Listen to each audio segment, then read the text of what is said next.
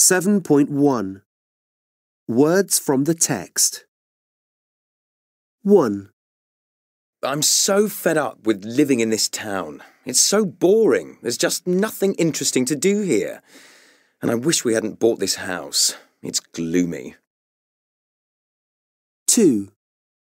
Look, it really is time you cleaned your room. When are you going to do it? If I've asked you once, I've asked you 1,000 times. 3.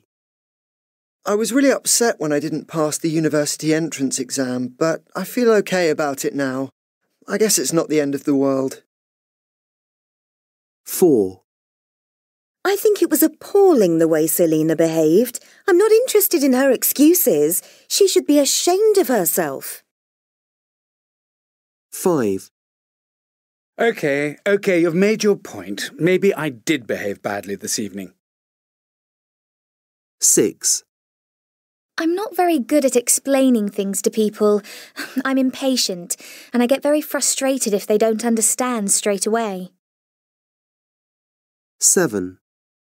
Everyone's saying how wonderful your presentation was. Derek says you're one of the best presenters he's ever seen. 8. Oh, I still don't know whether to take that job. I've hardly slept all night thinking about what to do. Do you really think I should take it? 7.2 Mixed Conditionals. 1. I'd give Dave a lift again tomorrow if he hadn't made fun of my car this morning. 2. If you hadn't been sitting in that cafe when I walked in, we wouldn't be living together now. 3. If Carl had been born a week earlier, he'd be starting school next week. 4. We'd buy that house right now if the previous owner hadn't painted it pink. 5. If I didn't have bad eyesight, I would have trained as a pilot after I left college. 6. I would have posted Jilly's birthday present yesterday if I wasn't going to visit her next week. 7.3 I wish we hadn't come here. Oh, this hotel is horrible. I wish we hadn't come here. I've never seen such a dirty place in my life. It wouldn't be so bad if the bathroom was clean, but it's filthy. I wouldn't even wash my socks in it. I know, but we've been driving for hours and I wanted to stop. If we hadn't, there mightn't have been another hotel for miles, and we'd still be driving. I wish we'd set off earlier so we could have got to Cornwall today. We won't get there till tomorrow lunchtime now. I told you we'd need to leave in the morning, but you wouldn't listen. I had to finish some important work this morning. If I hadn't, we could have left earlier. Then we'd be sitting in a nice hotel on the coast, instead of this dump in the middle of nowhere. Anyway, it's time we had something to eat. If it wasn't so late, I'd suggest looking for a pub that does food, but I guess we'll have to eat here.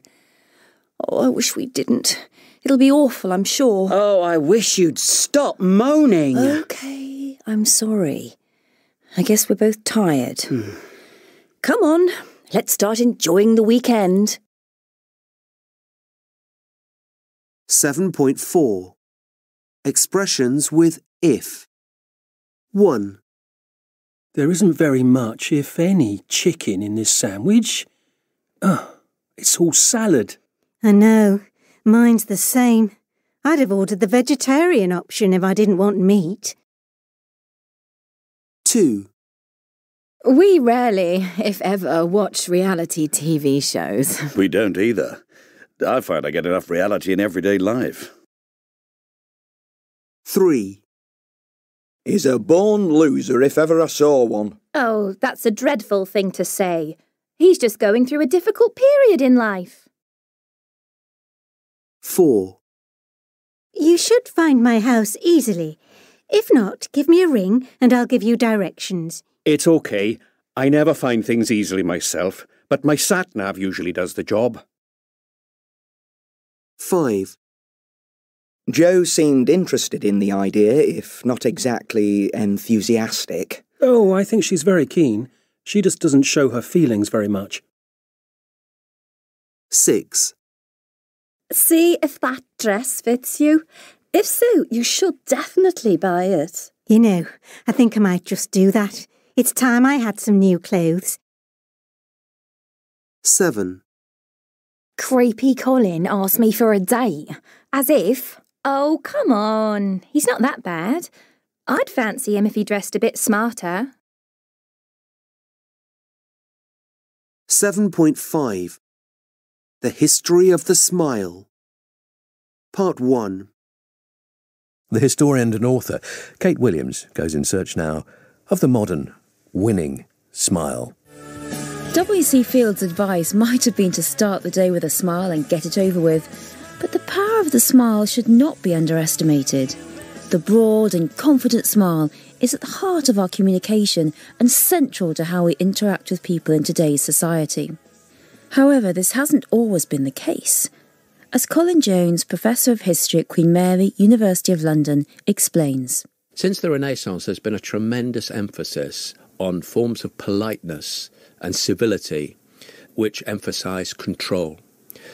All that sort of conduct literature emphasises closure of the mouth. Of course, one smiles at all sorts of circumstances. But the crucial thing is to control that smile and to keep the lips firmly shut so that the mouth is closed and the teeth are undisplayed. Just because they were restrained doesn't mean they didn't have a good time. As a historian, I'm fascinated by how images of our ancestors as straight-faced and serious makes us think that they were dour. From Elizabeth I to Queen Victoria, it is almost as if we think those before us never smiled. Art critic Laura Cumming, author of A Face to the World, has examined smiles in portraiture from across the centuries.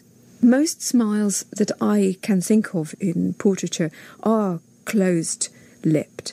It seems to me that that's quite significant. Clearly, teeth are an issue in the medieval era, and they become an issue very strongly with the arrival of sugar. And in Flemish art, in which there are lots of smiling portraits, there's a suggestion that the open-mouthed smile is indicating speech and sometimes indicating age. There are wonderful paintings, Lucas Cranach and so on, where the sitter is opening their mouth to show either rather beautiful flashy white teeth, in which case they're showing their teeth off, or they're showing the crumbling teeth like a faltering, falling skyline. Most smiles closed. Professor Colin Jones feels there's one portrait in particular that has great significance in the history of the toothy smile we know today. Self-portrait in a turban with her child by the French court painter Elizabeth Louise Vigée-Lebrun, painted in 1786 and first shown a year later at the Louvre, where it still remains. It really crystallises the change which has probably been going on in the previous years about the meaning of the smile with an open mouth showing teeth is. She's sitting in a very sort of casual way with her rather beautiful child on her lap, looking directly at the viewer with a very charming smile, and she's showing white teeth. It provokes quite a storm. There are people who write in about this and say, this is quite radical, it's quite disgraceful that she's showing herself in this way. By focusing on the smile, I think we've definitely got something which is changing. It's something which is a very significant moment, I think, in the representation of the smile in Western art. But it also is flagging up a change in the way that people think about the relationship between their smile and their basic identity. Vigée-Lebrun is not the first by any means. What she is, however, is the first to make a real style of it.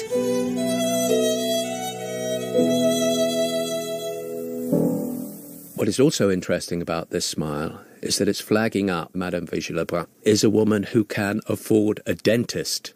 She could act as almost like an advertisement for some of these Parisian dentists who are seen as Europe's greatest practitioners in the 18th century, or for the tooth powders or pastes and toothbrushes which are emerging precisely at this time. 7.6. The History of the Smile. Part 2. The greatest single factor governing the development of modern smiling habits, apart from dentistry, was the invention of photography and, in due course, the invention of motion picture photography. The emergence of Hollywood studio shots, where the smile is seen as something which is absolutely vital to the person's charisma. It's really in the late 19th and definitely much more in the 20th century that the idea comes forward that the informal shot, which can be picked up by instant photography, becomes a way in which individuals can register their individuality. We have our photographs taken all the time, weddings, Christmas, holidays, but it's actually quite difficult to get that perfect natural smile. So to find out how to look good on camera, I'm here in a photography studio in North London to meet the photographer Olivia Mann, and we're going on a mission for the perfect natural smile. Yeah, great. That's fantastic. So Olivia, you specialise in wedding photography, and when you're out there photographing the wedding, how do couples feel about smiling on their wedding day? I have brides coming to me and saying, oh, I'm really worried about my crow's feet, and if I smile too much, then that's going to make me look awful. What is actually a nightmare for me is that if someone is worrying about their crow's feet, then what they tend to do is tighten up and clench all their facial muscles, so they actually look quite scary, which is the last thing you want in your wedding photographs. So Olivia, I can't put it off any longer. I'm going to have my photograph taken. What would you do to say to get me to make that perfect natural smile? What I want you to do is just sit there for a moment and just start relaxing everything. Here, first of all, your forehead. Everyone holds a lot of tension in their forehead. Really relax the muscles around your eyes and your cheekbones, and just let your lips fall open. If you could just imagine a moment in your life where you felt particularly happy, confident and attractive. I'm in Italy, in a little village by the sea, and having a large plate of pasta, and it's beautiful weather, and I'm with friends, and it's just a wonderful evening. So now I want you to hold on to all of those feelings, but you're now in the studio and you're ready to be photographed. So open your eyes and let's go. That's absolutely lovely. And just drop your chin a tiny touch. Yeah, that's the shot. That's lovely. Oh, I'd love to see it. So, can I have a look? Oh, that's great. That's fabulous. I love it. So there's me thinking of Italy. I think I'm going to try this from now onwards. Every time I have to have my photograph taken, I'm going to start thinking about eating pasta in Italy by the sea. 7.7. The History of the Smile. Part 3. The profound transformation of whole societies by what can be achieved now in the dentist's chair is giving rise to completely new attitudes about what is beautiful and what is acceptable and what is desirable in our smile. So in a way, the medical and the cultural are travelling in parallel. One man who has our smiles literally in his hands is dentist Martin Fallowfield. So is there such a thing as the perfect smile? There are those who argue that the perfect smile is an imperfect smile. The very, very best technicians will be building in tiny irregularities when they're building a full mouth smile. This wall-to-wall symmetrical dentistry that we're seeing actually doesn't look that good. So what's the future for our smiles? Bigger, whiter, wider? Angus Trumbull. If you look at the difference between Rita Hayworth and Julia Roberts, it is impossible not to be startled by an amplification. The dial on the meter marked smiling is being turned up, and there's no reason to suppose that it will stop being turned up. It will get bigger, possibly fiercer, certainly whiter, and possibly even broader. So one day we might be like the Cheshire Cat, big and smiley and the grin remains. Yes, and in that situation, a solemn or sombre person may strike us as not just bizarre, but mad. 7.8. Phrasal verbs with on and off. 1. You look tired. Well, I carried on reading that book till 2 in the morning. It was such a page-turner, I just had to find out how it ended. 2. 2. Oh no, I feel like I've heard this lecture before. I know. It is dragging on a bit, isn't it? His voice is so monotonous too. 3. I've finally managed to get away from Alan. He was going on and on about his new phone. I know. He's been wanting one of those for ages, though, so he's obviously excited about it. 4. Are you going to the school sports day? Of course I am. Sally might not win her race if I'm not there to cheer her on. 5. I think there's a chance I'll get let off for speeding if I tell them I was late for a really important medical appointment. Oh, yeah, dream on. You think they haven't heard that one before? 6. Well, I guess we'd better crack on. Absolutely. It's nearly 3 o'clock and we're only halfway through. 7.9. Phrasal verbs with on and off. 1. Oh, it was such a drag that your barbecue got rained off. I was really looking forward to it. 2. These drugs really help my migraines, but they wear off after about 4 hours, and I don't want to keep taking more of them. 3. About a third of our workers were laid off in the company restructure. 4. I can't believe Denise has broken off her engagement. She seems so keen on Jason. 5. The fire service strike was called off at the last minute after industrial negotiations. 6. I went off meat for a while after visiting a factory farm on our school trip. It's enough to put anyone off. 7.10. Phrasal verbs with on and off. 1. So there isn't going to be a train strike now? No, it's been called off. 2. A lot of people are eating quinoa now, aren't they? Yes, it really seems to have caught on. 3. These painkillers don't work for very long, do they? No, they wear off after about 3 hours. 4. I thought you liked blue cheese. I did, but I've gone off it. 5. Do you fancy a cup of tea? Yes, I'll put the kettle on. 6. When does the heating start working?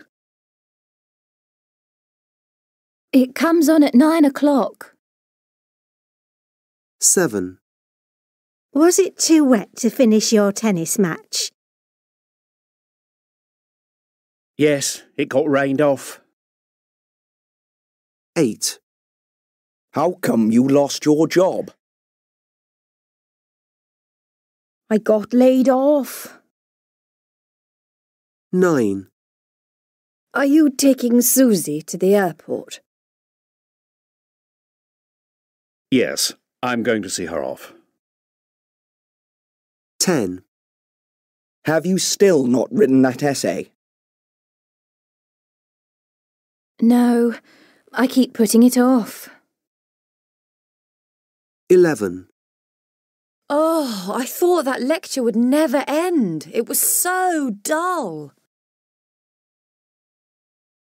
Yes, it did drag on a bit. 12. Why can't you drive down the high street? Is it because of that awful traffic accident? Yes, the police have sealed off the area. 7.11. Responses to bad news. 1. I can't believe I missed that penalty. Never mind. It could be worse. At least we're still winning. 7.12.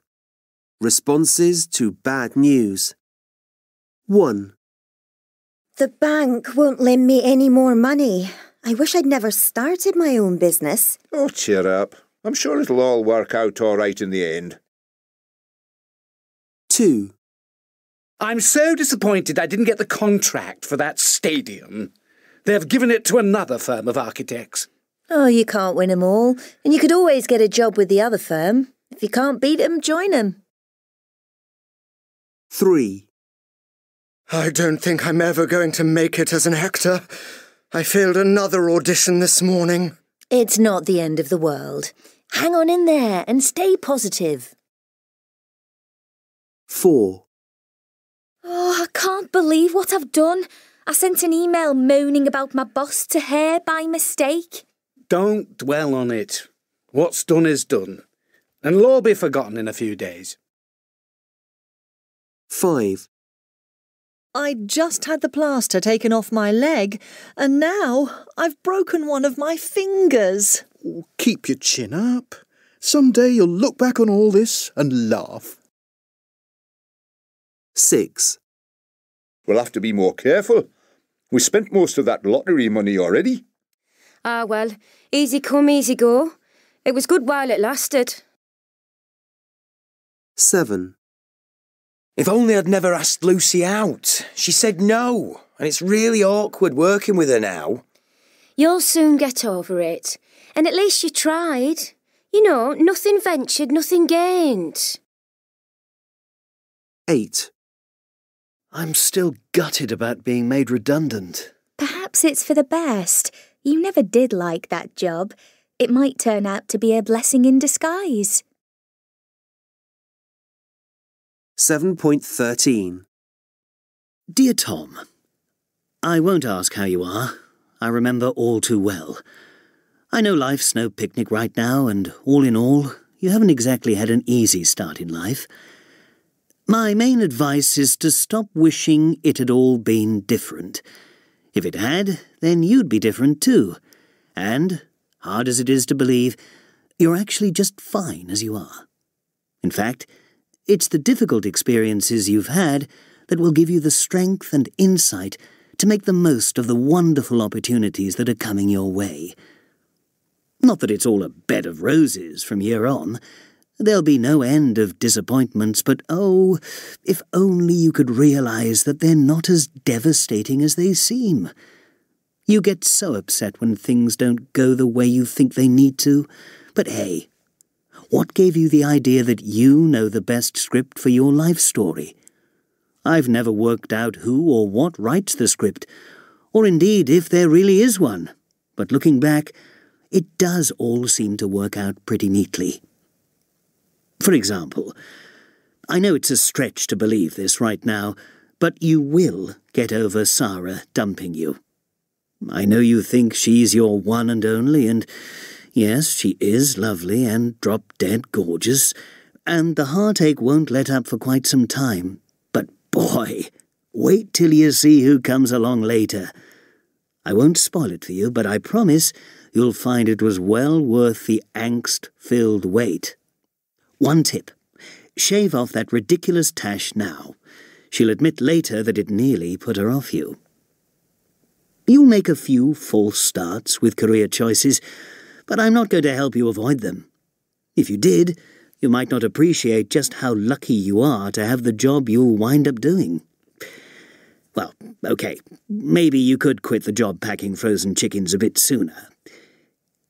It'll all get better once you stop agonizing over what everyone thinks of you. Look, your real friends will always think generously of you. As for the others, truth be told, most of them are too busy fretting about themselves to give you much thought. It's how you feel about yourself that counts. And well, I am you. And I certainly feel a lot of affection for you as I write this. Lots and lots of love. Tom. P.S. Find out what 10 to the power of 100 is called, and when a company with a name that sounds like that appears, buy a few shares in it.